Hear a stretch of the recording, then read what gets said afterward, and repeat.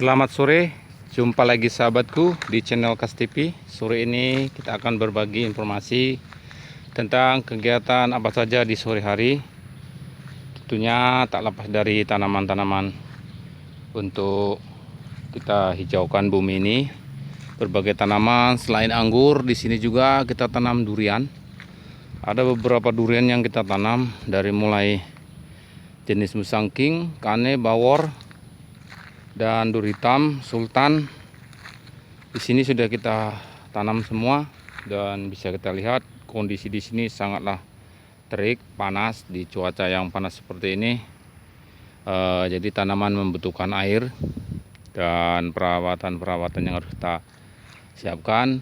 Di sini juga ada pete ini, kita tanam pete ya, agar nantinya konon bunga pete ini juga mempengaruhi dan bisa bekerja sama dengan durian. Jika nanti mereka bersentuhan, katanya bisa menghasilkan durian yang pahit. Tentu perlu juga kita coba, kita cari tahu apakah benar mitos itu. Dan sini sudah kita tanam petai. Jadi petai ini juga tidak lepas dari sistem pembentukan yang sudah kita lakukan, yaitu pembentukan cabang yang harus kita berhentikan. Pertama kali dulu sini kita potong dan dibentuk cabang-cabang seperti ini, potong cabang, di sini potong lagi agar semakin rimbun dan tidak tinggi, namun dia tersusun rapi. Bisa kita lihat seperti ini. Jika nanti dia berbuah, sangat mudah untuk melakukan pembuahan, pemanenan. Dan ini baru berumur 1 tahun, karena di bulan Ramadan tahun semalam baru kita tanam durian dan petainya ini. Jadi kondisinya seperti ini, duriannya seperti ini. Durian juga berumur 1 tahun, seperti itu. Bisa kita lihat di sini pergantian daun baru, dan di sana sudah menua, mungkin pucuknya aktif dengan daun baru. Di sana seperti juga daun baru, dan di sana juga ada sekali. Jadi sahabatku, mungkin alangkah baiknya kita melakukan penghijauan. Selain tanaman anggur, juga kita bisa tanam di sela-sela tempat kita yang mungkin masih ada tersisa tempat yang bisa kita tanami. Itu durian, pete, atau jengkol seperti itu, mangga, atau jenis tanaman lain yang tidak saling mengganggu namun saling bekerja sama. Dan sini ada mulberry, di sana ada jeruk apa ya, jeruk hijau yang manis, dan sebelah sana apel, itu apel Fuji. Oke sahabatku, di sini akan kita review tentang perkembangan anggur yang sebelumnya sudah pernah kita liput. Namun hari ini kita tidak meliput tentang bunga yang telah kita berikan giberlin atau hormon untuk bunga anggurnya. Namun kali ini ada sahabat yang menanyakan, ingin tahu perkembangan bagaimana sistem pembuatan dari batang yang hidup agar bisa hidup menjadi bibit baru di lahan. Jadi semalam itu saya praktikkan, mungkin kurang jelas, namun hari ini coba kita lihat. Jadi banyak sekali cara untuk melakukan pembuatan anggur, bibit anggur. Jadi seperti ini. Semalam itu kita lakukan pembiaran di sini, di cabang ini baru kita tunas. Mungkin ini baru berjalan sekitar 5 hari, mungkin butuh waktu berapa hari lagi baru bisa pecah batnya dan kita tumbuhkan untuk membentuk cabang tersier. Dan karena di ujung seperti ini, kita lakukan pembibitan untuk di sebelahnya, karena di sini kita tanam anggur Isabella, namun pertumbuhannya lambat sekali, jadi lama gitu. Untuk mendapatkan bibit yang import nantinya tentu harus kita sambung lagi, lama seperti ini. Jadi sistem yang saya lakukan ini sama juga dengan sistem on road cutting, namun ini lebih cepat. Di sini kita lakukan penanaman di ujung, seperti ini, dengan menyisakan untuk naik ke atas agar nantinya menjadi tanaman baru. Di sini kita pendam mungkin sekitar 10 atau 15 cm ke dalam dengan kita pasang besi ataupun kayu, besi kalau bisa ya, dengan bentuk letter U. Kita tekan gini ke dalam tanah agar bisa menahan di dalam tanah ini, baru kita tutup. Ditanam di ruas dimana itu akan kita tumbuhkan bat. Sebelum kita tanam di ruas ini kita bersihkan, kita kerik, dan kita beri cat perangsang seperti Growstone ataupun merek lainnya yang sifatnya bisa merangsang akar baru keluar dari tunasnya nanti di sini di ruas.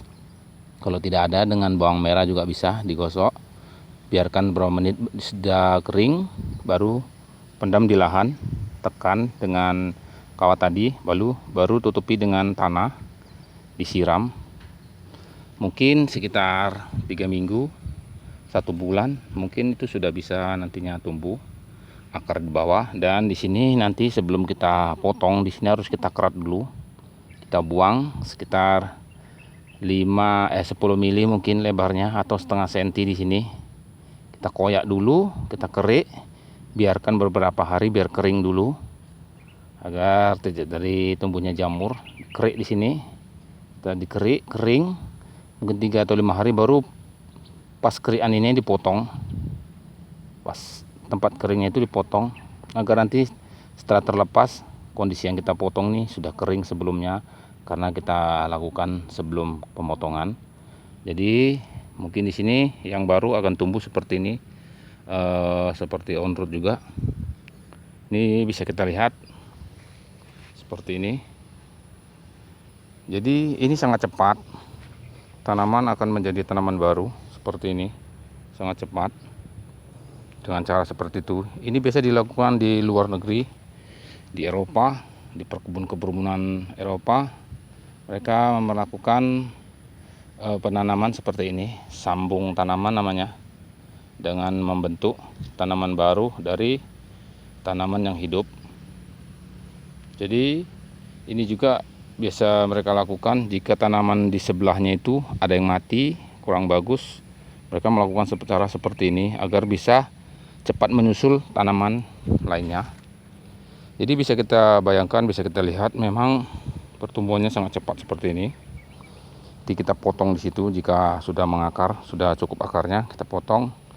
Dan di sini tetap terjadi jalur yang berbeda dengan jalur ini.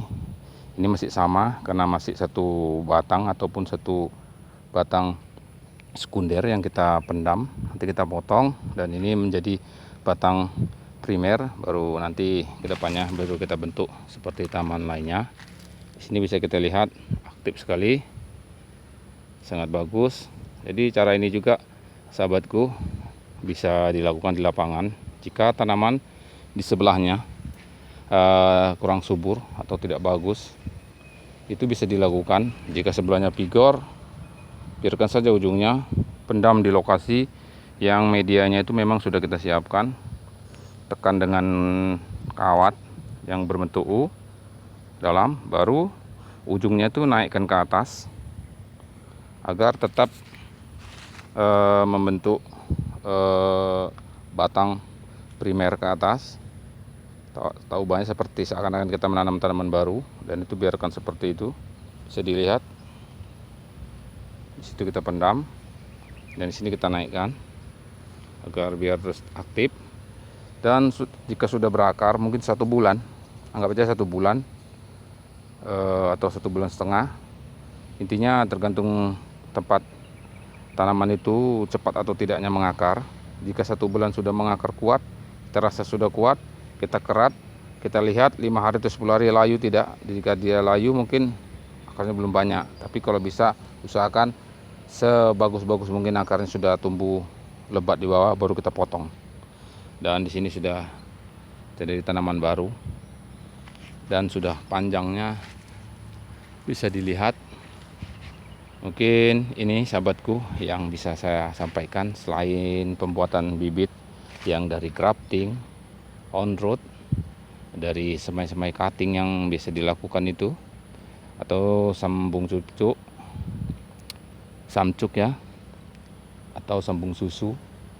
Dan cara ini sangat cepat.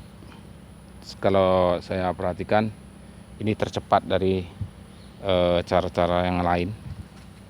Namun di sini harus juga kita perhatikan, karena akarnya tidak bisa terlihat, jadi kita harus memperhatikan dengan cara membukanya pelan-pelan.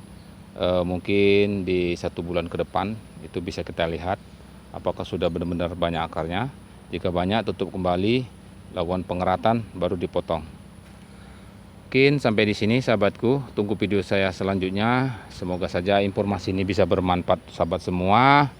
Bagi sahabat yang ingin perbanyak bibit anggurnya namun terkendala dengan dana, buatlah cara yang seperti ini juga bisa. Yang penting kita terus melakukan perubahan, semangat agar kedepannya bisa berbagi dan menghijaukan bumi ini. Tetap semangat sahabatku semua. Jangan lupa like, komen, dan share. Tekan tombol subscribe agar bisa mengikuti video saya selanjutnya. Sampai di sini. Assalamualaikum warahmatullahi wabarakatuh.